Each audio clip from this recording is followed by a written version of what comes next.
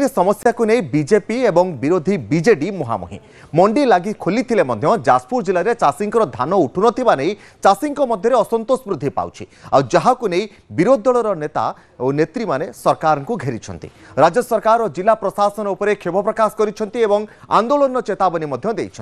यार समाधान पर आज व्यासनगर पौर परिषद सम्मेलन गृह में जिलापाल द्वारा एक गुरुत्वपूर्ण बैठक आयोजन होता और ये बैठक में राज्य समवाय मंत्री प्रदीप बल सामंत समेत बीजेपी दुई विधायक आकाश दास नायक एवं अमर नायक एवं बीजेडी दुई विधायिका प्रमीला मल्लिक एवं सुजाता साहू सहित अन्यान्य अधिकारी और मिलर आदि उपस्थित थे ते बैठक में बैठक बाहरी ए समस्या को नहीं प्रतिक्रिया रखिते विरोधी दल नेत्री तथा विंझारपुर विधायिका प्रमीला मल्लिक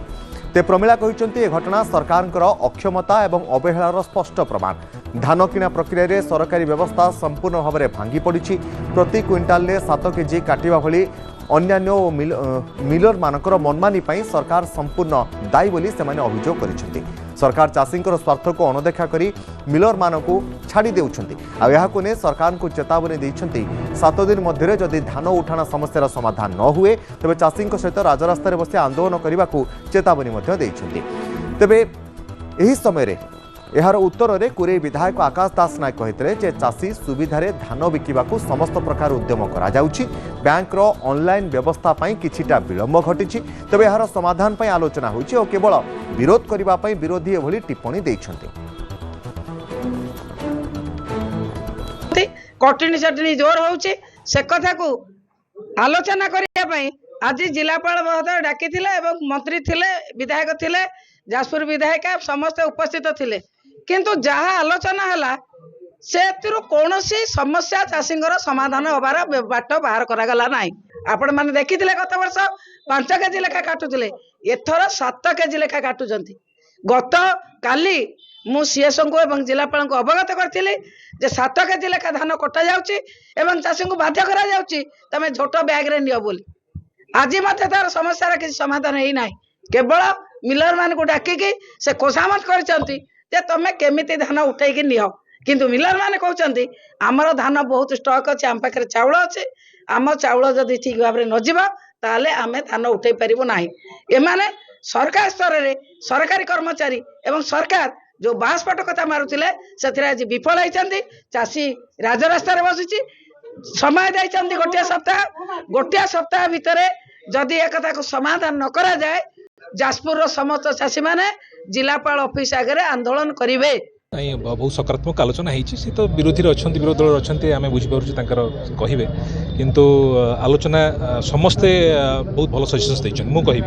आज मीटिंग रे समस्त विधायक विधायिका माने समस्ते भल सजेसन्स देते अफिसर्स मैंने समस्या कहले मिलर्स मैंने समस्या कहले चाषी मैंने समस्या कहले और ये सबू कथा को आम शुणिलु कि भाव में समस्यार समाधान हो पार समाधान दिगरे आम आलोचना करूँ पुणी आउ थे खूब जल्दी आम आउ एक रिव्यू मीटिंग डाकुचु से रिव्यू मीटिंग आम आज जो कार्यकलाप आज आम जहाँ निष्कर्ष बाहरी से निष्कर्ष केते दूर ग्राउंड रे रियलिटी रे आम कार्यकारी करूँ से रिव्यू मीटिंग रे पुणी आउ थे आम आलोचना करें। तेज संपर्क में अधिक सूचना सुजित मल्लिक रही प्रतिनिधि फोन लाइन में सुजित आज प्रमीला और आकाश दास नायक को कथा कटाकटी होता देखा मिला चाषी समस्या और धान कहीं मंडी शीघ्र उठी पारना धान कटनी चटनी को नहीं पूरा घटना कौन रही है? देखु गत किछि दिन हम तो मंडी रे जो धान बिक्री करा जाउछि धान बिक्री रे किछिटा विलंब परिलक्षित होइतला जहाँ को नेकी विधायिका प्रमीला मल्लिक एवं विधायिका सुजाता साहू एमाने प्रशासन निकट आपत्ति जनइथिले जे कटनी छटनी ठार आरंभ करके अखार जो अभियोग आछि छोट अखारे दवाई धान जो दाबी करा जाउछि चाषी मान पाखु छोट अखा कह जाउछि तेणु ये सब घटना को लेकिन प्रशासन पाखे बारंबार दाबी कर दुई विधायिका और जहाँ को लेकिन जेहेतु क्षमतासीन दल बर्तमान कि धान बिक्री हम से सहज हम कि सुविधार लोक चाषी मैंने धान बिक्री करें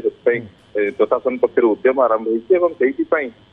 गत काली गोटे गुरुत्वपूर्ण बैठक डक जाता जिलापाल नेतृत्व में जो बैठक में 2 जन बीजेपी विधायक जो 2 जन बीजेडी विधायक जी जाजपुर और विंझारपुर 2 जन विधायिका थे निश्चित भाव में सुजित आम आशा करवा चाषी मान मंडी धान उठा प्रक्रिया खूब शीघ्र सुरखुर हो आशा आम करवा। बहुत बहुत धन्यवाद सुजित।